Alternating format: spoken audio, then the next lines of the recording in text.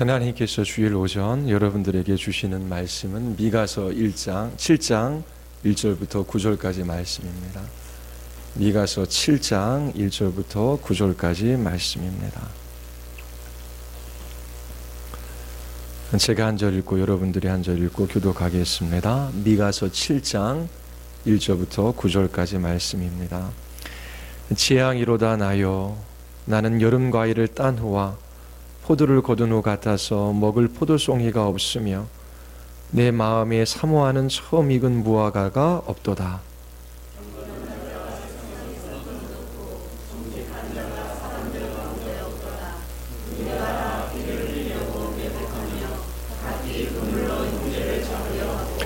두 손으로 악을 부지런히 행하는도다. 그 지도자의 재판관은 뇌물을 구하며 권세자는 자기 마음의 욕심을 말하며 그들이 서로 결합하니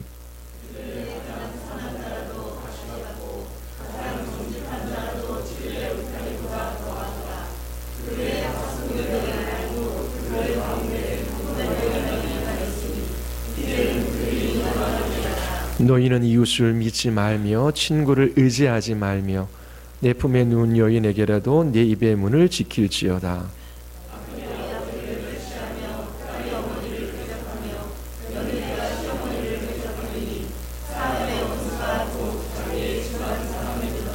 오직 나는 여호와를 우러러보며 나를 구원하시는 하나님을 바라보나니 나의 하나님이 나에게 길을 기울이시리로다.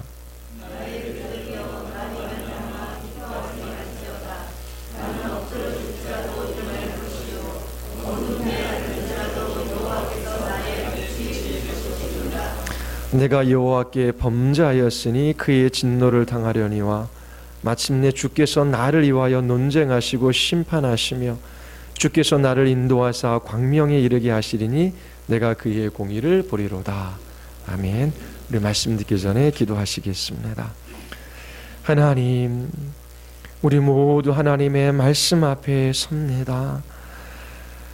우리와 같은 죄인들에게 베풀어 주시는 하나님의 놀라운 은혜를 이 예배 가운데 깊이 경험하게 하여 주시고 저희들이 하나님 한번 기뻐하며 예배하는 예배자의 삶을 살아가게 하여 주시옵소서. 하나님이 이 땅에 우리에게 생명을 허락하여 주시고 그 생명을 보존해 주심으로 살아가야 할 삶의 이유와 목적을 허락하여 주셨습니다. 하나님, 우리의 평생에 우리에게 주신 사명을 따라 이 믿음의 길들을 걸어가게 하여 주시옵소서. 우리의 가정과 교회와 직장과 보내주신 모든 삶의 영역 속에서 주님의 통치와 다스림을 저희들이 받으며 주님의 거룩한 자녀의 삶을 살아가게 하여 주시옵소서. 오늘도 설교자를 통하여 우리에게 하나님께서 말씀하여 주시기를 간절히 원하오며 예수 그리스도의 이름으로 기도드리옵나이다. 아멘. 이번 주와 다음 주 두 주에 걸쳐서 자녀 양육에 관하여 말씀을 전하고자 합니다. 악한 세대 가운데 자녀를 양육하는 부모의 자세가 어떠해야 될지 여러분들에게 말씀드리겠습니다. 그러면 자녀가 없는 사람들에게는 이 설교가 필요 없냐? 그렇지 않습니다. 절망스러운 상황 속에서 어떻게 살아가야 할지 몰라 방황하는 영혼들에게 소망을 주고 그리고 이 땅 가운데 어떠한 태도와 자세로 살아가야 할지 이 설교를 통하여 하나님께서 여러분들에게 말씀해 주실 것입니다. 아담과 하와의 타락 이후로 해산하고 자녀를 양육하는 그러한 일은 쉬운 때가 없었습니다. 죄가 세상에 들어오자마자 해산과 양육이 어려워진 것이지요. 아담과 하와가 하나님의 계명을 어겼습니다. 하나님께서 그들에게 심판을 내리십니다. 3장 16절에 보면 또 여자에게 이르시되 내가 내게 임신하는 고통을 크게 더하리니 내가 수고하고 자식을 낳을 것이며 라고 그렇게 기록하고 있습니다. 타락한 이후 아담과 하와에게 하나님께서 2명의 자녀를 먼저 주셨습니다. 그 자녀를 아담과 하와가 양육했지만 한 명이 다른 한 명을 죽였습니다. 가인이 아벨을 돌로 쳐 죽인 것이지요. 이 사건이 우리에게 말하는 것이 있습니다. 그것은 죄가 이 세상에 들어왔다라고 하는 것이지요. 가인은 누구에게 살인에 관해서 배운 적이 없습니다. 그러나 죄가 이 세상에 들어오자 그 결과로 살인이 나타나게 된 것이지요. 이처럼 죄는 사람을 파괴합니다. 가족 관계를 파괴하는 것이지요. 그래서 가장 큰 문제는 사람들 안에 있는 죄입니다. 이 죄는 단순히 그릇된 행동을 가리키는 것이 아니라 인간 안에 있는 힘이며 세력으로 성경이 우리에게 가르쳐주고 있습니다. 죄는 인간의 자유의지를 속박하는 힘입니다. 불신자들은 하나님의 말씀을 듣고 그 하나님의 기뻐하시는 뜻을 따라 순종하며 절대로 살아갈 수 없습니다. 하나님에 대하여 죽은 자이기 때문이지요. 하나님의 생명이 없어요. 말씀 듣기를 사모하지 않습니다. 그 말씀을 따라 순종하며 주님의 뜻이 하늘에서 이루어진 것처럼 이 땅에서 이루어지기를 간절히 그렇게 바라며 그 말씀 앞에 순종하며 살아가는 삶이 불신자들에게는 없어요. 그들에게는 오직 한 마음이지요. 자기 자신을 위하여 살아가는 것입니다. 자기중심적인 삶밖에 없어요. 그들은 하나님을 선택할 수도 있고 이 세상을 선택할 수도 있는 양갈래의 길이 있는 것이 아니라 세상 길로만 걸어갈 수밖에 없습니다. 이 죄가 인간 안에서 강력한 힘을 발휘하여 그 자유의지를 속박하고 있기 때문입니다. 우리들이 죄로부터 자유하게 되는 유일한 길은 성령 하나님께서 진리의 말씀으로 우리를 거듭나게 해주시는 것뿐입니다. 부모도 자녀도 거듭나야 하는 것입니다. 그때 비로소 이 죄의 속박으로부터 우리는 자유할 수 있습니다. 그러기 위해서는 먼저 자기 자신이 누구인지를 알아야 합니다. 아담과 하와의 타락 이후로 인간의 생육법으로 태어나는 모든 인생 가운데 얼마나 소망이 없는지를 깨달아 알아야 하는 것이지요. 인간이 아무리 수고하고 애쓴다라고 할지라도 자기 자신의 힘으로 자기를 구원할 수 없습니다. 하나님이 살아계시고 오늘도 역사하시지만 그 하나님을 대적하며 그 하나님 앞에 불순종하며 불신앙의 삶들을 살아가는 죄인에 불과합니다. 이 땅에서 아무리 많이 배우고 아무리 많은 물질을 소유하고 잠시 건강을 누린다라고 할지라도 그 죄로 말미암은 하나님의 진노와 심판이 그 영혼에게 임할 수밖에 없는 것입니다. 구원은 우리에게 있지 않아요. 이 세상에 있지 않습니다. 구원은 우리 바깥에서 와야 하는 것이지요. 하나님께서 죄인들에게 구원의 은혜를 베풀어 주시기 위하여 그 아들 예수 그리스도를 이 세상에 보내어 주셨어요. 성자 하나님은 인간의 몸을 취하셔서 예수라고 하는 이름을 가지셨지요. 이 예수님은 우리가 지켜야 할 하나님의 법에 온전히 순종하시고 우리 죄값을 대신하여 십자가에 죽으셨습니다. 그리고 사흘 만에 부활하셨어요. 나는 하나님 앞에 나아갈 수 있는 의가 없어요. 빛이신 하나님 앞에 어두움인 죄인들은 나아갈 수가 없는 거예요. 오직 예수 그리스도 그분을 의지하여 우리는 하나님께 나아갈 수 있지요. 예수 그리스도를 믿을 때 그와 연합이 이루어집니다. 우리는 하나님 앞에 순종한 적이 없지만 예수님께서 하나님의 모든 법에 순종하셨기에 믿는 우리들에게 하나님께서 그리스도의 의를 주십니다. 그리고 우리의 죄가 그리스도에게 전가되어지는 것이지요. 우리가 하나님 앞에 우리의 죄값을 받아 멸망당해야 함에도 불구하고 하나님께서 믿는 우리들의 죄를 그리스도에게 전가시키셔서 그로 하여금 우리 대신 십자가에서 죽게 하신 것입니다. 그러므로 예수 그리스도를 믿는 자들에게는 결코 정죄함이 없어요. 하나님께서 믿는 자들을 심판하시지 않으셔요. 그 죄값으로 말미암은 형벌이 믿는 우리들에게는 없어요. 죄의 값으로 말미암아 죄의 형벌로부터 우리를 자유하게 하신 것이지요. 뿐만 아니라 예수 그리스도를 믿을 때에 그리스도의 생명이 우리 안에 흘러 들어옵니다. 그리스도와 연합된 자가 그리스도의 생명을 받고 그 생명의 부유함 가운데 살아가게 된 것이지요. 죄에 대하여 죽고 하나님에 대하여 산 자가 되었습니다. 하나님의 생명으로 살아가는 거예요. 그래서 죄가 지배할 수 없습니다. 죄가 우리에게 왕노로 달 수 없지요. 그 그리스도의 생명 가운데 우리는 성령 하나님을 의지하여 이 죄와의 싸움에서 이길 수가 있습니다. 그러나 여전히 우리가 이 죽을 몸 가운데 살아가고 있지요.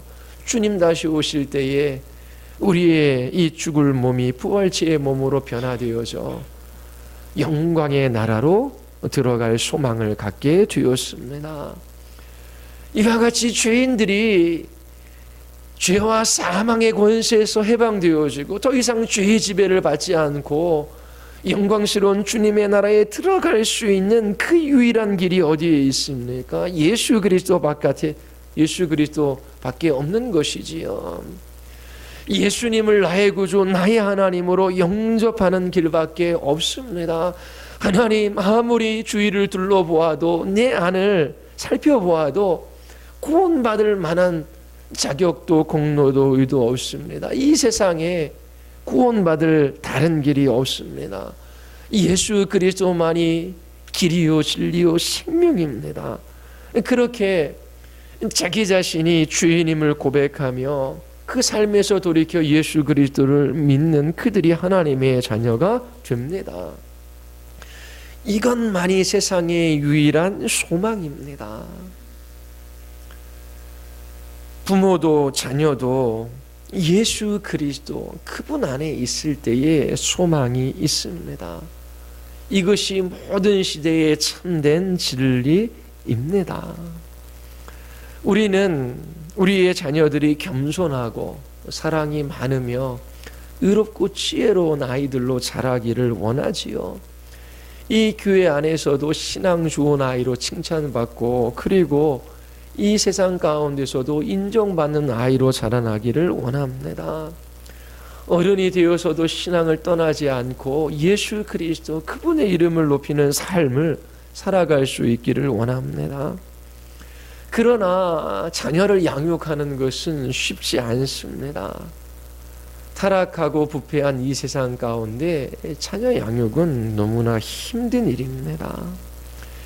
이 시대의 정신과 가치와 사상이 그 모든 삶 가운데 배어 있어서 우리의 믿는 가정의 자녀들을 세상으로 끌고 가려고 하지요.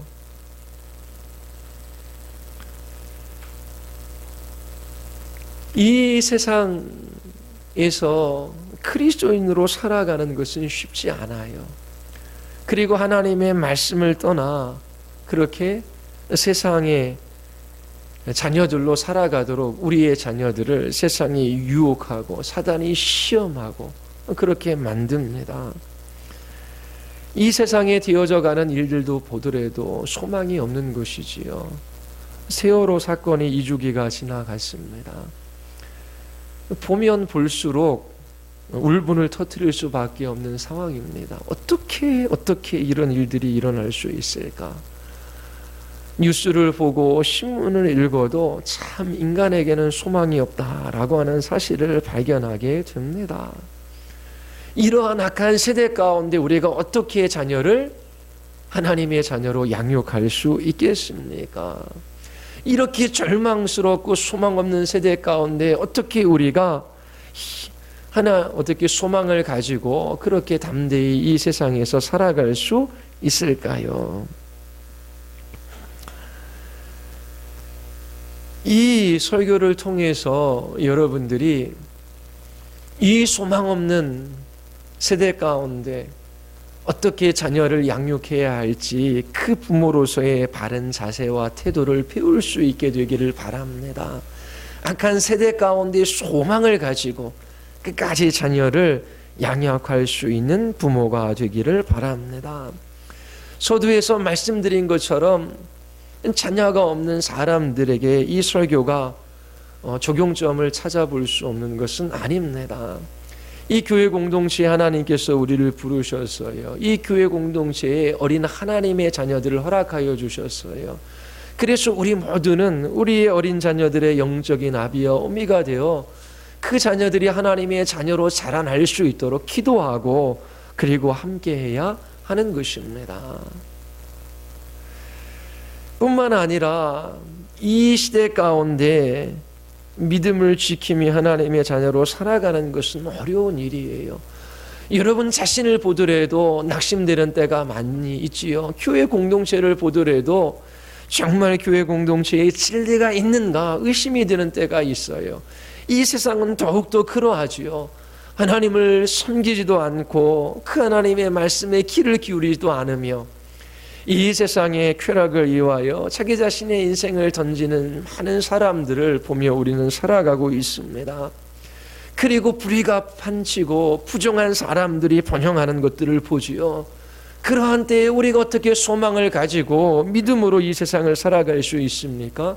이 설교를 통하여 이러한 불의한 시대 가운데 어떻게 우리가 소망을 가지고 살아갈 수 있을지 여러분들이 하나님의 음성을 듣게 되기를 바랍니다. 그리고 여러분들이 이 땅 가운데 참된 소망을 가지고 하나님 앞에 믿음을 지켜나갈 수 있게 되기를 바랍니다.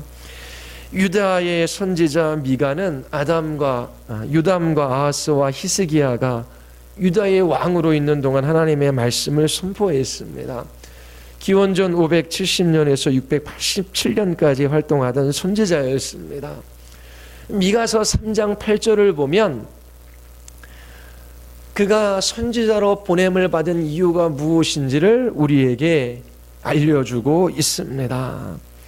오직 나는 여호와의 영으로 말미암아 능력과 정의와 용기로 충만해져서 야곱의 허물과 이스라엘의 죄를 그들에게 보이리라. 하나님께서 미가 선지자를 이 남유다를 향한 그러한 선지자로 세워주셨는데 하나님께서 그를 보내신 목적이 무엇입니까? 바로 남유다의 죄를 드러내시기 위해서입니다. 선지자들은 언제나 백성들의 죄에 대한 하나님의 심판을 선포했습니다. 그런데 심판만 선포한 것이 아니라 선지자들은 그러한 죄인들을 향한 하나님의 자비가 있음을 또한 선포했습니다. 이것이 성경 전체에 걸쳐져 나와 있습니다. 선지자들은 바로 하나님의 심판과 자비하심을 선포하기 위하여 보냄받은 자입니다. 하나님은 거룩하시고 의로우신 분이시기 때문에 죄인들을 반드시 심판하십니다. 하지만 하나님은 자비롭고 은혜가 풍성하신 하나님이시기에 그의 심판으로부터 죄인들을 구원하시는 것이지요. 미가가 4장 10절에서 이것을 말하고 있습니다. 딸 시온이요 해산하는 여인처럼 힘들어 나을지어다. 이제 내가 성읍에 나가서 들에 거주하며 또 바벨론에까지 이르러 거기서 구원을 얻으리니 여호와께서 거기서 너를 내 원수들의 손에서 속량하여 내시리라. 하나님께서 유다 선지자를 통하여 이 백성들에게 심판이 있음을 선포하게 하십니다. 이 남유다의 백성들이 하나님을 떠나 우상을 숭배합니다. 그들이 죄를 짓지요. 죄 짓는 그들에게 하나님의 심판이 있음을 말씀하십니다. 하나님의 심판의 결과로 이 남유다의 백성들이 바벨론의 포로로 끌려갑니다. 이제 이스라엘은 망한 것이지요. 하나님의 백성들은 그러면 여기서 끝나는 것입니까? 그렇지 않습니다. 하나님께서 이 미가 선지자를 통하여 그들이 비록 죄로 말미암아 하나님의 심판 가운데 이 바벨론의 포로로 끌려갔지만 다시 하나님께서 그들을 고향으로 돌아오게 하실 것을 약속해 주십니다. 그들이 포로 상태에서 다시 자유하게 된 이 놀라운 해방은 그 이스라엘 백성들 안에 그 무엇이 있기 때문이 아닙니다. 그들이 그들 스스로를 해방시킨 것이 아니지요. 하나님의 자비하심으로 말미암아 그들이 포로된 지 70년이 지나면 다시 그들의 고향 땅으로 돌아올 수 있게 될 것을 약속해 주셨습니다. 이처럼 하나님은 선지자를 보내어 주셔서 죄인들을 향한 하나님의 심판의 메시지를 바라십니다. 죄인들은 반드시 그 죄값을 받아야 합니다. 하지만 하나님께서 그 심판 중 죄인들을 향하여 자비하심을 베푸신다라고 하는 이 놀라운 복음 또한 선지자들을 통하여 선포되어졌습니다. 7장에 가면 이 선지자가 활동했던 그 시대상을 우리가 볼 수 있습니다. 사람들이 살아가는 모습, 그리고 가정이 어떠한 모습을 가지고 있는지 우리에게 보여주고 있지요. 우리 7장 1절 우리 같이 한번 보겠습니다. 이 미가 선지자가 활동했던 그 시대의 사회상을 우리에게 보여주고 있습니다. 지향이로다 나여 나는 여름 과일을 딴 후와 포도를 거둔 후 같아서 먹을 포도송이가 없으며 내 마음에 사모하는 처음 이은 무화과가 없도다. 이 미가 선지자가 무엇으로 인하여 그렇게 괴로워하며 탄식하고 있습니까? 1절만 읽어보면 먹을 것이 없어서 그 빈곤한 생활 때문에 힘들어하는 것처럼 보입니다. 그러나 이 미가 선지자는 경건한 친구나 동료가 없는 절망스러운 상황을 은유적으로 표현하고 있습니다. 2절과 3절에서 그렇게 말하기 때문입니다. 2절과 3절 우리 같이 한번 읽어볼까요? 경건한 자가 세상에서 끊어졌고 정직한 자가 사람들 가운데 없도다. 무리가 다 피를 흘리려고 매복하며 각기 그물로 형제를 잡으려 하고 두 손으로 악을 부지런히 행하는도다. 그 지도자와 재판관은 뇌물을 구하며 권세자는 자기 마음의 욕심을 말하며 그들이 서로 결합하니 경건한 자가 세상에서 끊어졌어요. 정직한 자를 찾아볼 수 없습니다. 그리고 지도자들도 부패했어요. 음모가 판을 칩니다. 서로 속입니다. 죄를 짓고 있음에도 불구하고 그것이 그렇게 악한 죄인지도 알지 못하고 부끄러워하지 않아요. 악하게 살아가는 사람들이 번영합니다. 남들을 속여서 얻은 재물로 쾌락을 누리며 그렇게 살아가는 그러한 시대입니다. 4절을 보십시오. 그들의 가장 선한 자라도 가시 같고 가장 정직한 자라도 찔레 울투리보다 더하도다. 사람들이 선한 사람이라고 생각하는 사람이 있어요. 정직한 자라고 말하는 사람이 있어요. 그들 곁에 가서 살펴보니까 가시 같고 찔레 울타리보다 더하다라고 하는 것입니다. 그러한 죄인들을 향한 심판이 있음을 이 미가 선지자가 말하고 있어요. 그들의 파수꾼의 날, 곧 그들 가운데서 형벌의 날이 임하였으니 이제는 그들이 요란하리로다. 파수꾼들이 하는 역할이 무엇입니까? 망대 위에서 쳐들어오는 적군들을 살피는 것이지요. 그렇게 파수꾼들이 이 이스라엘을 멸망시키기 위하여 쳐들어오는 적들을 보는 그날이 다가오고 있다라고 하는 거예요. 그날은 하나님의 심판과 형벌의 날입니다. 이처럼 이스라엘의 이 사회는 부패하고 타락했어요.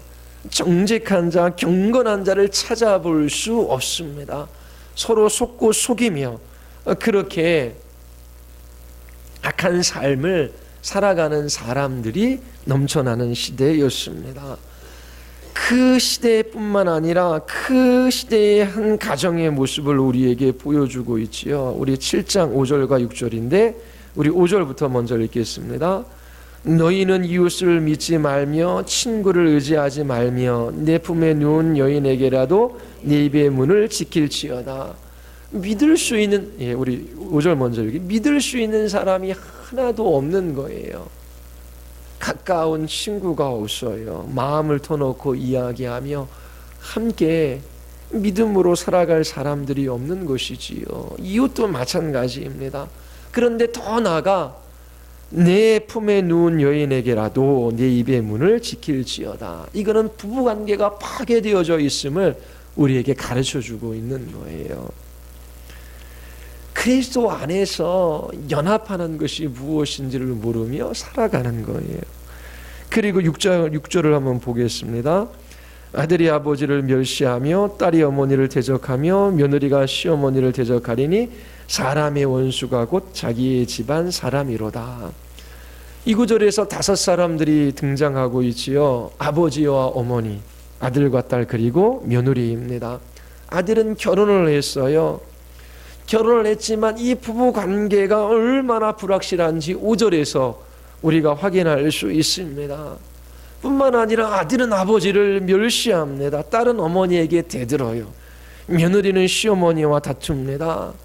미가는 원수가 바로 자기 자신의 집안 사람들이라고 그렇게 증언하고 있습니다. 미가가 활동하던 시대의 시대상과 가정의 모습을 우리가 살펴보았어요. 지금 시대와는 전혀 상관이 없는 모습인가요? 사회는 부패했고 가정은 위기에 처해 있습니다. 단지 미가서 7장에서 그리는 남유다의 모습뿐만 아니라 이것은 오늘날 우리의 모습이기도 합니다. 거짓을 행해서라도 불법을 행해서라도 어떻게 해서든지 더 많은 것들을 소유하고 그것을 의지하여 그것을 누리며 살아가기를 원하는 세대 가운데 살아가고 있어요. 이러한 상황 속에서 성도들은 어떻게 살아가야 합니까? 이러한 시대 가운데 어떻게 소망을 가지고 우리는 자녀들을 양육할 수 있을까요? 미가 선지자들을 통하여 하나님께서 우리에게 말씀하시는 음성을 들으시기를 바랍니다. 미가 선지자를 보십시오. 그는 한 가정의 아버지요 이스라엘 민족을 대표하는 사람으로 볼 수 있습니다. 이렇게 타락하고 부패한 시대, 이 약한 세대 가운데 이 미가 선지자가 어떻게 소망을 가지고 하나님의 자녀의 삶을 살아갈 수 있었을까요? 이 약한 세대 가운데 어떠한 자세를 취하는지 보십시오.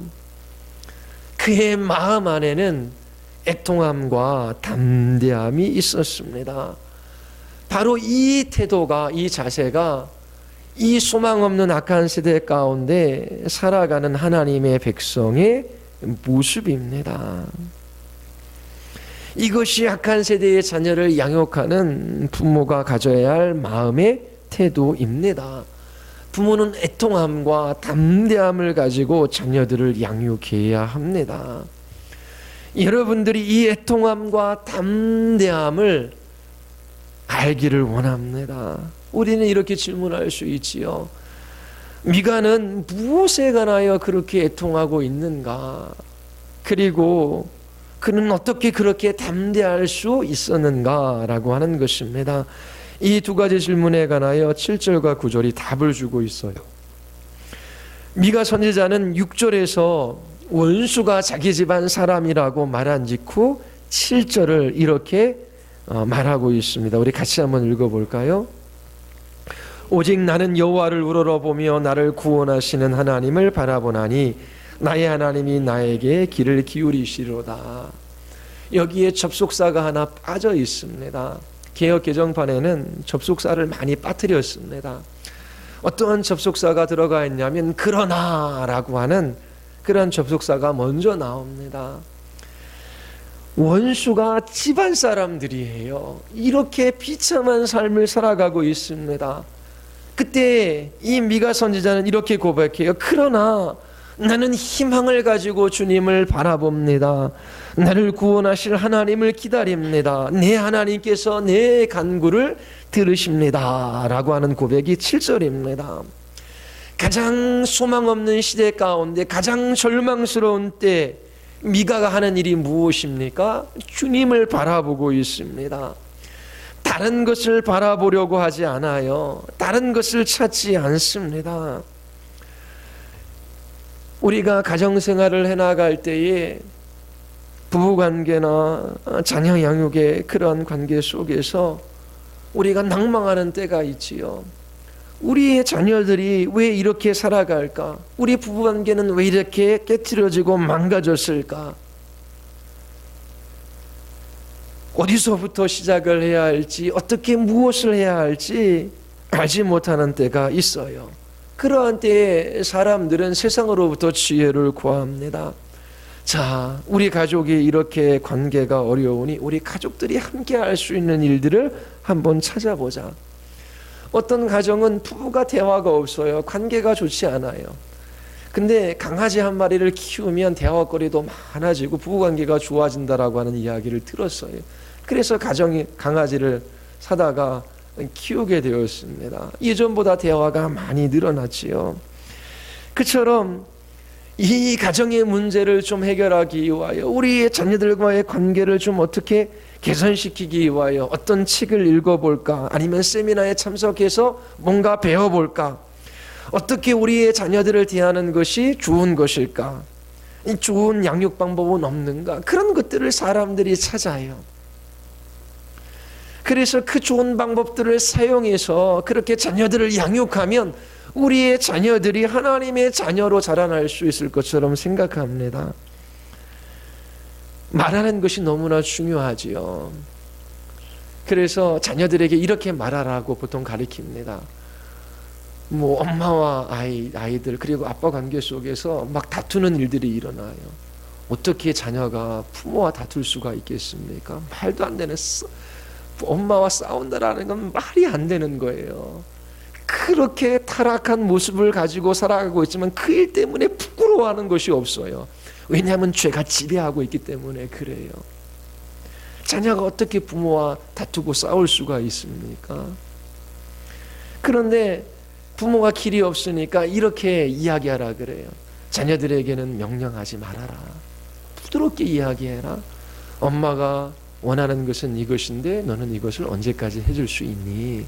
이렇게 해야 된다. 언제까지 할 수 있니? 그렇게 말하라고 그렇게 가르치죠. 부부 사이에서도 배우지요. 아내들이 남편들에게 요구해봤자 남편들은 귀 기울여 듣지 않아요. 그게 남편들의 속성이에요. 이렇게 이야기하죠. 여보, 이것을 좀 해주실 수 있나요? 근데 거기에서 끝나는 게 아니라 언제까지 하실 수 있나요? 그렇게 규정해주라고 이야기를 합니다. 그런 방법들이 필요해요. 도움을 줄 수 있어요. 그러나 본질적인 것은 아닙니다.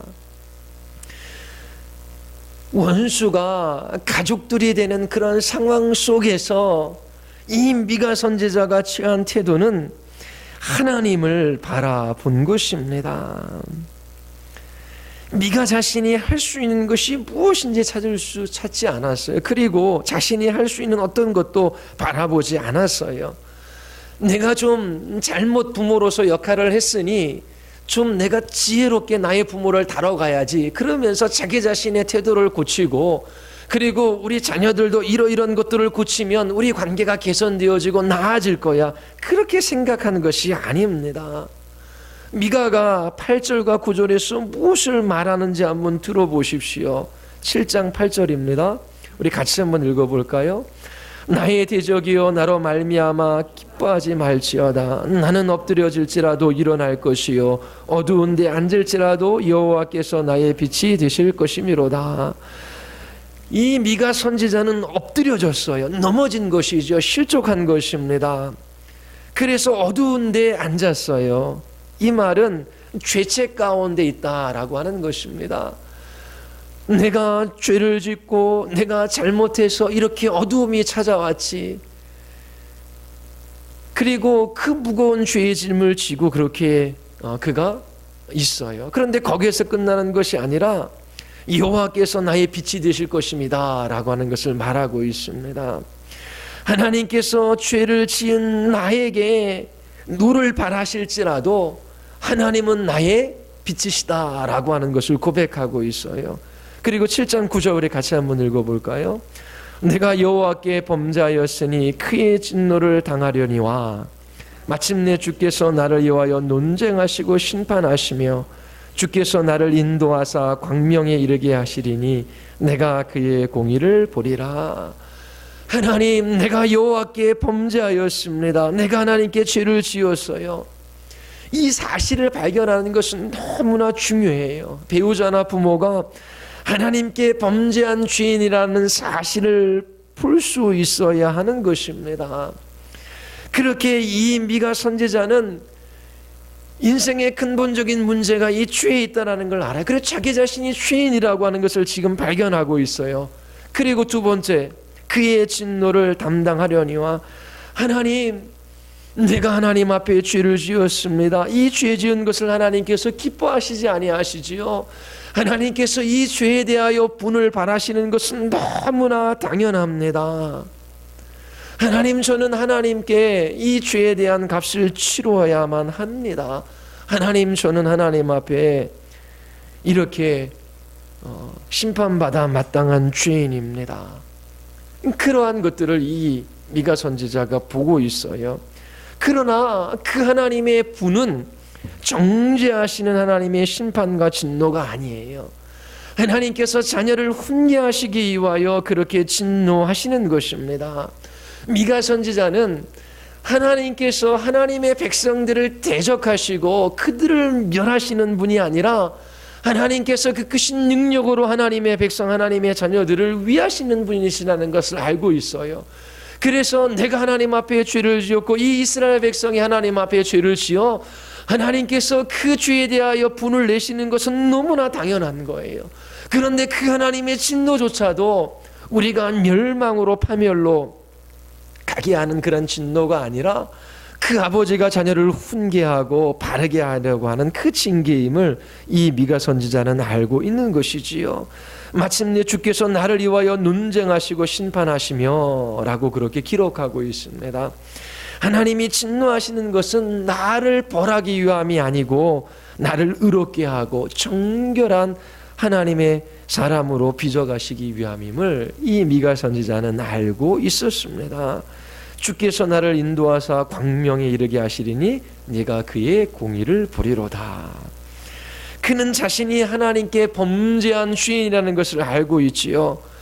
하지만 하나님께서는 그를 어둠에서 끌어내셔서 광명으로 인도해 주실 것입니다. 하나님께서 그를 위하여 논쟁하시지요. 그는 이러한 확신 가운데 담대함을 소유할 수 있었습니다.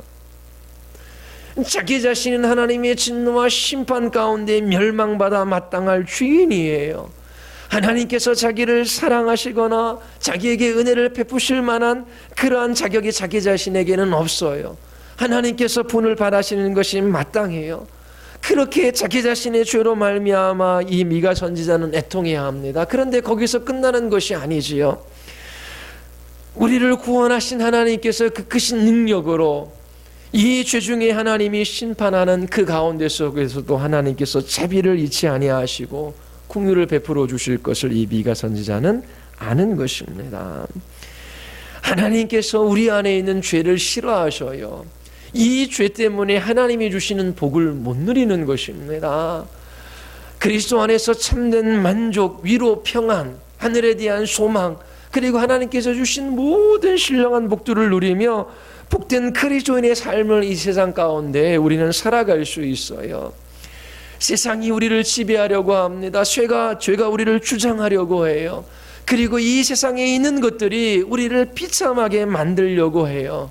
그런데 하나님의 자녀들은 이 세상 그 무엇에 지배받지도 않고 그리고 어떠한 상황 속에서도 부끄러움을 당하지 않도록 하나님께서 하나님의 자녀들을 이끌어 가 주셔요. 그 모든 것에서 자유하며 복된 그리스도인의 삶을 살아갈 수 있는데 이 죄 때문에 우리는 그러한 복을 놓치며 살아갑니다. 하나님께서 그 죄를 다루시는 것이지요. 하나님께서 항상 부드럽게만 여러분들을 다루시지 않아요. 하나님께서 때로는 거칠게 하나님의 백성들을 다루셔요. 그러나 잊지 마십시오. 하나님께서는 그 크신 능력으로 그 자녀들을 위하셔요. 하나님께서 사랑하신다라고 하는 것입니다. 왜 미가 선지자는 애통하고 있습니까? 자기 자신의 죄 때문입니다.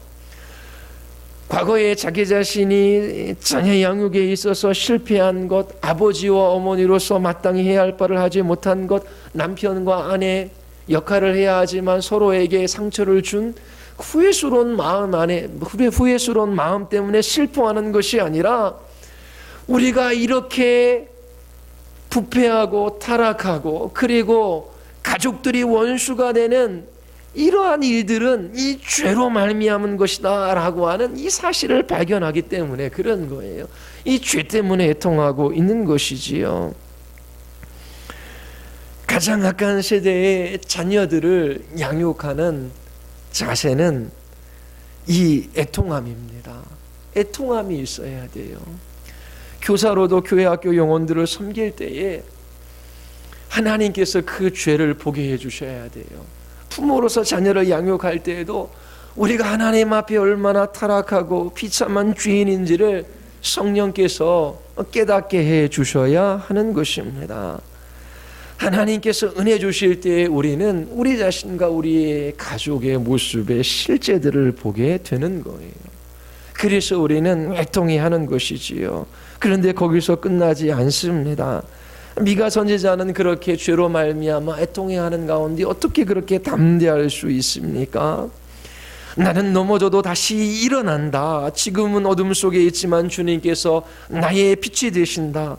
9절에 보면 주님께서는 나를 변호하시고 내 권리를 지켜주시고 나를 빛 가운데로 인도하실 것이다. 내가 주님께서 행하신 일을 볼 것이다.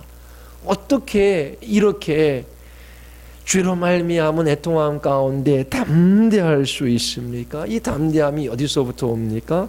18절과 19절이 그 답을 주고 있습니다. 우리 같이 한번 읽어볼까요? 7장 18절과 19절입니다. 주와 같은 신이 어디 있으리까? 주께서는 죄악과 그 기업의 남은 자의 허물을 사유하시며 인애를 기뻐하심으로 진노를 오래 품지 아니하시나이다. 다시 우리를 불쌍히 여기셔서 우리의 죄악을 발로 밟으시고 우리의 모든 죄를 깊은 바다에 던지시리이다. 주님 같으신 분이 하나님 외에 또 어디 있겠습니까? 주께서 죄악을 사유하시며 살아남은 주님의 백성의 죄를 용서하십니다. 진노하시되 그 노염을 언제까지나 품고 계시지 않고 기꺼이 한결같은 사랑을 베푸십니다.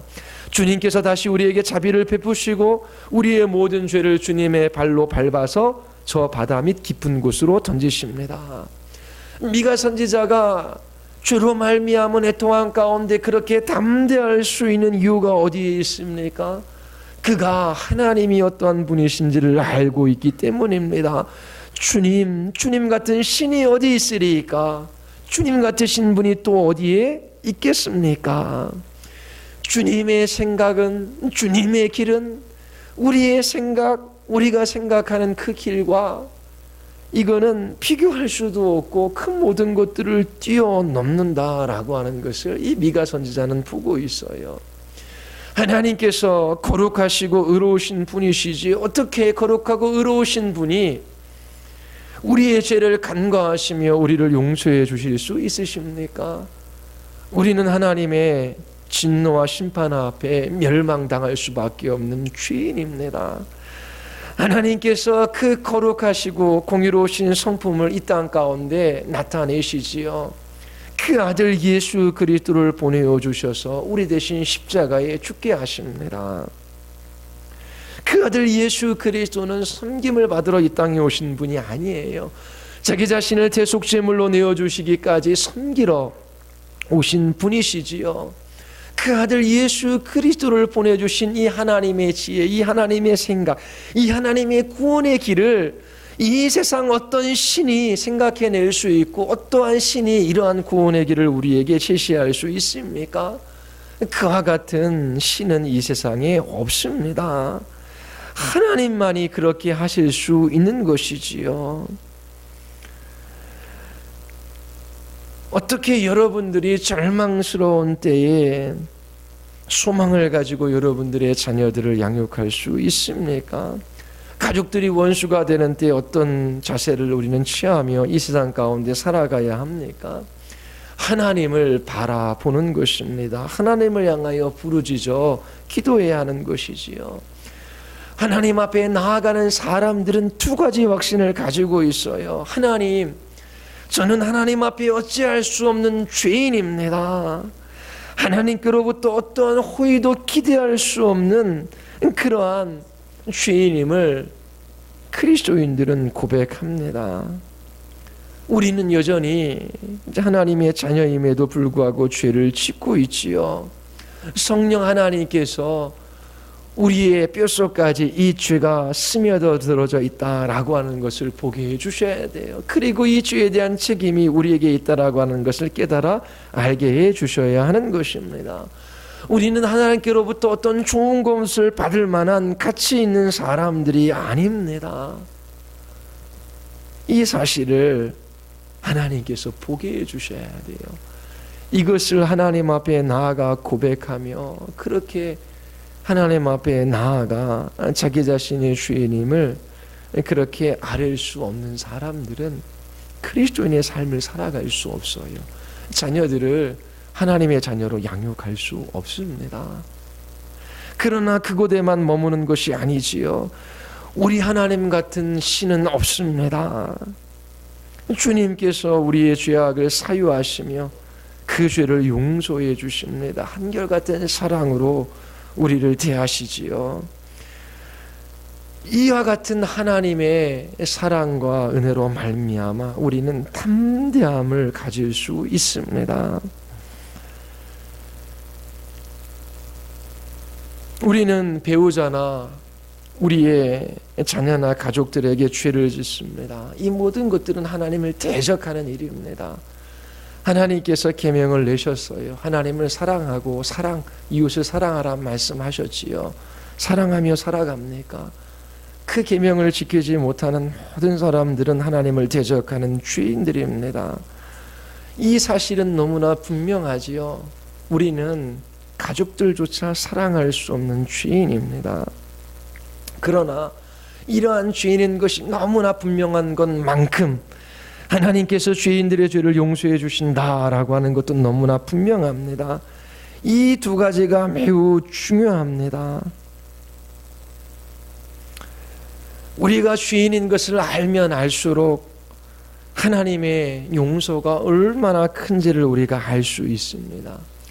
우리가 죄인 된 것을 경험하지 못하면 하나님의 용서도 사랑도 깊이 경험하지 못합니다.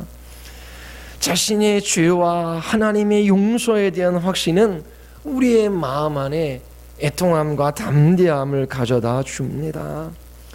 자신의 죄에 대한 인식이 애통함을 가져다 주시어 그리고 하나님을 아는 지식이 우리에게 담대함을 가져다 줍니다. 이것이 바로 악한 세대 가운데 절망스러운 상황 속에서 우리의 자녀들을 양육하는 방법입니다. 왜 예수님께서 십자가에서 죽으셨습니까? 나 예수님 믿는 자에게 구원을 허락해 주셨지 나 천국 가. 그렇게 믿는다고 구원받는 게 아니에요. 예수 믿는다라고 하는 그 사실이 무엇인지를 알아야지요. 그래서 교회 안에는 가짜 신자가 많은 것입니다.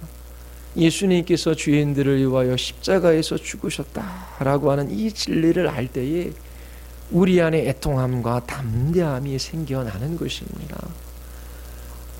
거꾸로 짚어가면 이 애통함과 담대함이 없으면 이 십자가의 의미를 모르는 거예요. 미가서 5장 2절에 베들레헴 에브라다야 너는 유다 족속 중에 작을지라도 이스라엘을 다스릴 자가 내게서 내게로 나올 것이라. 그의 근본은 상고의 영원에 있느니라.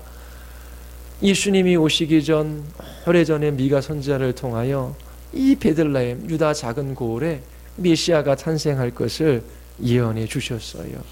5장 4절에 보면 그가 여호와의 능력과 그 하나님 여호와의 이름의 위엄을 의지하고 서서 목축하니 그들이 거주할 것이라. 이제 그가 창대하여 땅끝까지 미치리라. 요한복음 10장 11절에 나는 선한 목자라. 선한 목자는 양들을 위하여 목숨을 버리거니와. 5장 4절에 관한 해석이 요한복음 10장 11절입니다. 예수님은 선한 목자예요. 양들을 위하여 목숨을 버리셨어요. 예수님께서 왜 십자가에서 목숨을 버리셔야만 했습니까? 그는 죄가 없으신 분이셨어요. 예수님, 하나님의 아들이신 예수님께서 십자가에서 죽으신 이 일을 통하여 우리의 죄가 얼마나 큰지 우리는 볼 수 있습니다. 뿐만 아니라 이와 같이 큰 죄를 가지고 있는 죄인들을 향하여 하나님께서 그 아들 예수 그리스도를 십자가에 내어주셨어요. 그 죄를 용서해 주시기 위한 하나님의 의지 또한 얼마나 큰지 우리가 이 십자가를 통해서 보게 됩니다. 예수 그리스도 안에서 우리는 우리 자신의 죄를 발견합니다. 우리가 죄인인 것을 알지요. 그래서 애통해하며 살아갑니다. 그러나 애통함만 있는 것이 아니지요. 우리와 같은 죄인들을 향한 그 크신 하나님의 사랑이 십자가에 나타났어요. 우리 하나님 같은 신이 이 세상에 없어요. 그래서 우리는 소망을 가지고 담대한 그리스도인의 삶을 이 땅 가운데 살아갈 수 있는 것입니다. 악한 세대 가운데 자녀들을 양육하기를 원한다면, 소망을 가지고 양육하기를 원한다면 미가 선지자를 보십시오. 그리고 예수 그리스도 그분을 바라보십시오. 우리의 죄 때문에 애통해하지만 우리는 그리스도 때문에 담대함을 가질 수 있습니다. 이러한 태도와 마음의 자세를 가지고 하나님 앞에 살아가는 사람들은 그의 얼굴 표정, 삶의 몸짓, 그 언어, 그 삶의 태도들의 변화가 일어납니다. 하나님께서 이와 같이 애통하고 상한 심령으로 하나님께 나아가 자기 자신의 죄인됨을 고백하며 하나님께서 이와 같은 죄인들을 위하여 행하신 큰 놀라운 십자가의 은혜에 놀라 그가 담대하며 참된 소망을 가지고 이 길들을 걸어갈 수 있는 것입니다. 하나님의 자녀로 십자가 앞에 서십시오. 그리스도인들은 결코 이 땅에서 수치를 당하지 않습니다. 그 어떠한 것도 그리스도인을 지배할 수 없어요. 우리의 죄인됨을 주께 인정하십시오. 고백하십시오. 그리고 겸비 여러분들의 자녀와 그리고 남편과 아내 가족들을 대하십시오. 그리고 하나님께 기도하십시오. 하나님께서 거룩하고 흠이 없는 사람으로 우리를 빚어가시겠다라고 약속하셨어요. 하나님, 우리뿐만 아니라 우리의 자녀들도 하나님 그렇게 빚어가 주시옵소서. 하나님께서 우리의 자녀들을 하나님의 언약 백성으로 양육할 수 있도록 우리에게 소망을 주십니다. 여러분들의 애통함과 담대함 속에서 여러분들이 이 사명들을 감당할 수 있게 되기를 바랍니다. 우리 같이 기도하겠습니다. 우리 이 시간 같이 한번 기도할 때에 하나님 앞에 애통하고 상한 심령으로 그렇게 서 보신 적이 있으십니까? 하나님, 나의 죄 때문입니다. 이 죄로 말미암아 우리가 이와 같은 삶을 살아갑니다. 하나님께서 우리에게 그렇게 사랑과 은혜를 베푸실 만한 이유도 없음에도 없는 것을 우리들이 압니다. 그럼에도 불구하고 하나님께서 나 같은 죄인에게 이 놀라운 사랑을 베풀어 주셨습니다. 여러분들이 날마다 이 십자가를 붙들고 애통해 하지만 그리스도 안에서 담대함을 갖기를 원합니다. 그리고 소망을 가지고 살아갈 수 있게 되기를 바랍니다. 우리 하나님 앞에 그 모든 것들을 아뢰며 우리 주의 도우심을 구하며 우리 같이 한번 우리 기도하시겠습니다. 아버지 하나님, 우리 자신을 보아도 우리의 가족을 보아도 이 세상을 둘러보아도 하나님 소망이 없습니다. 하나님 아버지, 우리가 죄인인 것을 하나님 앞에 알아가게 하여 주시옵소서. 더 깊이 경험하며 깨닫게 하여 주시옵소서. 죄로 말미암아 하나님의 관계가 소원해지며 하나님 가족들이 원수가 되는 이러한 상황 속에서 우리가 살아가고 있습니다. 하나님 아버지, 자녀들이 하나님 아버지 부모를 대적하며 부모와 싸우며 하나님 아버지 불순종하는 삶들을 살아갑니다. 하나님 아버지, 이 세상의 부패와 하나님 아버지 죄악들이 만연해져 가고 있습니다. 하나님 아버지, 여전히 자기중심적인 하나님 아버지 악한 삶들을 살아갑니다. 하나님이 이 땅에서 하나님 아버지 잠시 누릴 쾌락 때문에 영원한 하나님의 백성의 삶들을 하나님 아버지 무시하며 살아갑니다. 하나님 아버지, 참으로 우리에게 참된 회개를 허락하여 주시고 예수 그리스도를 바라보는 믿음을 우리에게 허락하여 주시옵소서. 참으로 우리가 하나님 앞에 어떠한 죄인임을 깨달아 알아가게 하여 주시기를 간절히 원하나이다. 하나님 아버지, 십자가 앞에 울게 하여 주시고 애통하고 상한 심령으로 하나님 앞에 부르짖어 간구하게 하여 주시옵소서. 하나님 아버지, 애통함뿐만 아니라 저희들이 예수 그리스도를 바라보며 참된 소망을 가지기를 원하나이다. 하나님 아버지, 저희들이 담대함을 가지고 끝까지 우리에게 주신 이 직분과 사명을 감당하기를 원하나이다. 하나님 아버지, 예수 그리스도를 바라봄으로 하나님 아버지 마땅히 저희들이 취해야 할 마음의 태도와 자세를 취하게 하여 주시고 저희들이 끝까지 소망을 가지고 이 믿음의 길들을 걸어가게 하여 주시옵소서. 참으로 우리가 거듭나는 것 외에 하나님 예수 그리스도를 만나는 것 외에 소망이 없사오니 하나님 아버지, 저희들 하나님의 말씀 앞에 세우시고 저희들을 거듭나게 하시며 참으로 회심의 은혜들을 허락하여 주셔서 저희들이 하나님 앞에 나아가 주께 부르짖어 간구하게 하여 주시며 저희들이 애통한 마음을 가지네 이 소망을 가지고 담대한 그리스도인의 삶들을 살아가게 하여 주시기를 간절히 원하옵나이다. 하나님 역사하여 주시옵소서. 저희들을 붙들어 주시고 주께서 이끌어가 주시기를 간절히 원하오며 예수 그리스도의 이름으로 기도드리옵나이다.